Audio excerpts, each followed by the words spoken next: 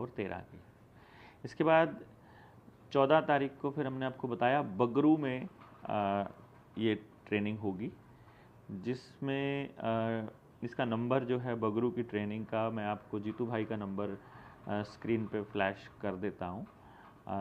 इस नंबर पे आपको कांटेक्ट करना है जीतू भाई से 14 तारीख के कार्यक्रम के लिए।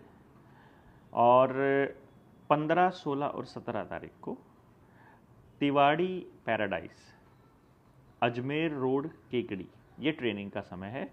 15, 16 और 17 ये ट्रेनिंग के लिए बता रहा हूँ मैं आपको जगह, तिवाड़ी पैराडाइज अजमेर रोड केकड़ी। इसमें मैं आपको 4 नंबर दे रहा हूँ, जिनसे भी आप संपर्क करना चाहें करिएगा। सुरेश जी का नंबर है 9460818369। ममता जी का नंबर है 8000781804। रामनिवास जी का नंबर है 9649325421। और एक और सुरेश जी हैं, उनका नंबर है 9694919817। तो इनसे संपर्क कीजिए। आपको कोई भी लोकेशन या जगह या किसी भी चीज़ के बारे में जानकारी है, जो राजस्थान के लोग हैं जो अजमेर जहां आ सकते हैं और जिनके लिए डेट्स अनुकूल हैं 15, 16, 17 की। फिर 18, 19, 20 को कुम्हार धर्मशाला नई मंडी घड़साना, ये अनूपगढ़ में पड़ेगा। यहाँ के लिए भी मैं आपको 4 नंबर दे रहा हूँ, इसमें स्क्रीन पर भी आ जाएगा। 8000-302-835-70-238-69754। 97 यानी ये 2 नंबर हो गए हैं, मैं फिर से दोबारा से बोल देता हूँ। 8000-302-835 एक नंबर है। 7023869754 दूसरा नंबर है। 9799802248 ये तीसरा नंबर है। और 9783838000 ये चौथा नंबर है। हिंदी में अगर बोलना है तो 11, 12, 13 की ट्रेनिंग के लिए सभी कुमार का नंबर है 97, 801, 26, 500। राहुल का नंबर है 79 यानी 79, 882 यानी 882 और 779 और 85।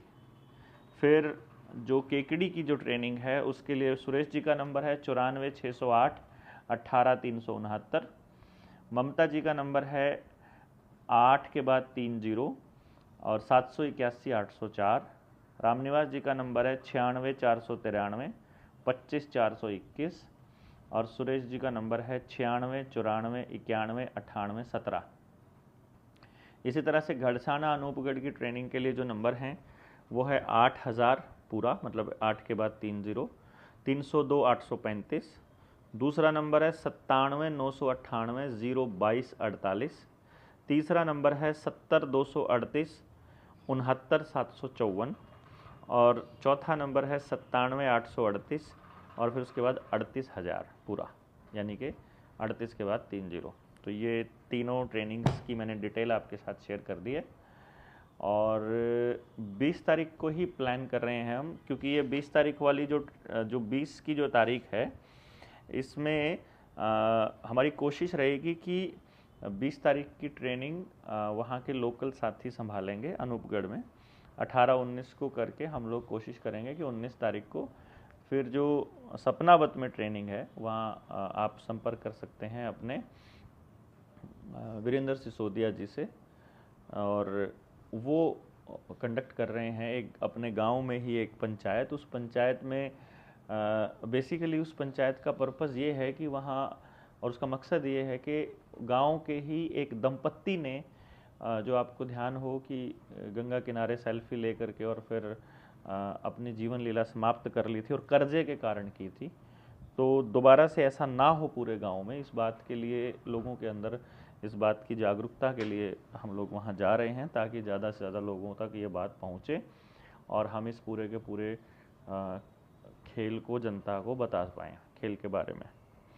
तो जो भी साथी अपने आसपास लोगों को जानते हैं जो इस पूरी मुहिम में शामिल होना चाहते हैं, बहुत दिनों से कह रहे हैं कि हमें मोर्चे से जुड़ना है, फिर ये नहीं कहता हमें आपसे जुड़ना है, हम क्या करें, फ़ोन नहीं उठाते हो, भाई हमारे पास कॉल सेंटर की सुविधा उपलब्ध नहीं है, हमारे पास कॉलिंग करने के लिए अब जो साथी हैं वो अभी चुनाव में बिज़ी थे, फिर अपने घर के कामों में बिज़ी होते हैं, तो कॉन्टीन्यूसली इस काम में नहीं लगा पाते हम लोग। ये हमारी कमी है, ये हमारे पास संसाधनों की कमी रहती है। और हम लोगों ने आपको सामने शेयर भी किया था कि यदि आप आ, हमारे इस कॉज को भी हेल्प करना चाहते हैं, जो हम 24 नवंबर को तालकटोरा स्टेडियम में एक सेमिनार करने जा रहे हैं, उसको भी अगर आप सपोर्ट करना चाहते हैं तो उसके लिए भी हम आप स्क्रीन पर आपको UPI ID जो है वो शेयर कर देते हैं। आप उसका स्क्रीनशॉट लेके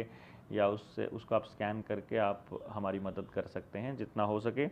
इसी UPI ID पर आप किताब ऑर्डर कर सकते हैं, बल्कि मैं तो ये कहूँगा कि आप किताब ऑर्डर करके हमको मदद कीजिए। उसमें एक तो किताब आपके पास आएगी और फिर उसका जो बाकी का हिस्सा जो बचेगा वो उस किताब को लिखने वालों के और फिर जनता सरकार मोर्चा की इन सामाजिक गतिविधियों में काम आएगा।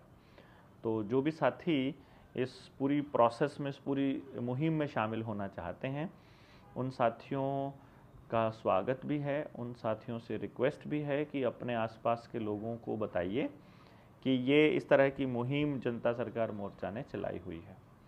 और जैसे मैं आपको आज की बात बताता हूँ, आज चंडीगढ़ एयरपोर्ट के ऊपर मुझे एक साथी मिल गए। गांव था उनका डीगल और वो कबड्डी के प्लेयर थे।